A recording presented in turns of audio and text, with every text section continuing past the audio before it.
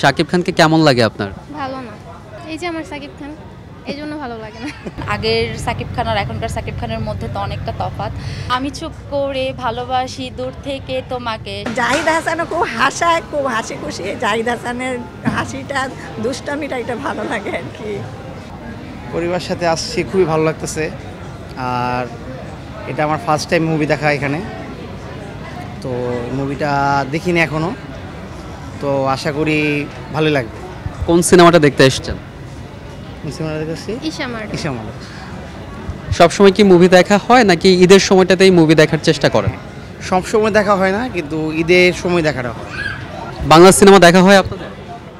মোটামুটি মোটামুটি কেন? দেখি না, সচরাচর দেখি না। এখনকার বাংলা সিনেমা তো অনেক ভালো করছে, এখনকার সিনেমা কেমন লাগে? এখনকারটা আগের তুলনায় বেটার। অনেক ভালো। আর ঈশের মুভিটা আমার খুব ভালো লাগছে। সাকিব খানের সাকিব খানের বরবাদ বরবাদ। শাকিব খানকে কেমন লাগে আপনার? ভালো না।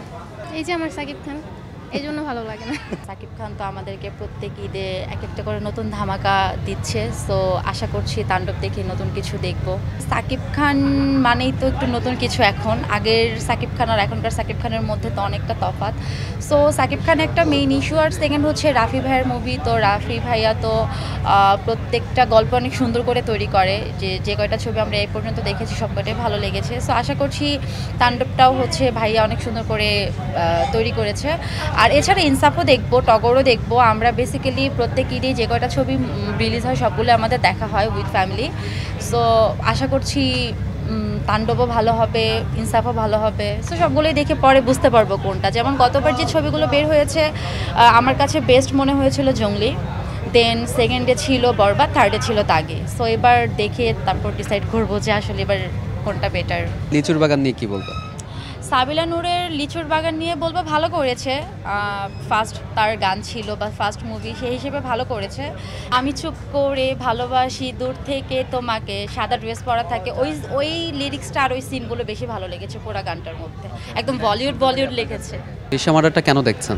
এটা ট্রেলারটা অনেক ভালো লেগেছে, থ্রিলার টাইপ, তো সো এটা পছন্দ হবে এরকম মুভি দেখা। কোন সিনেমাটা দেখতে এসেছেন আপনারা? আমরা উৎসব দেখতে এসেছি জাহিদ হাসানের।